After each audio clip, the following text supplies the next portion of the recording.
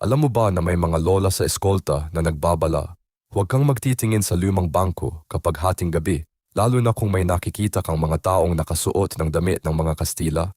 Mula 1951 hanggang 1995, ang Bank of the Philippine Islands sa eskolta ay may lihim na protocol para sa mga kakaibang customer. Si Manager Antonio Cruz ay nagsulat sa security logs tungkol sa mga matatandang Pilipino na nagdadala ng mga pilak na barya mula pa noong 1800s, mga pera na matagal nang hindi ginagamit. Ang pinaka nakakatakot, may mga customer na nagbibigay ng tamang account information para sa mga record na nasira na noong World War II. Paano nila nalaman ang mga detalyeng iyon? Sa gabi, nakakuha ang security camera ng footage ng mga taong nakasuot ng Spanish colonial dress na nagtratransact sa loob ng bangko.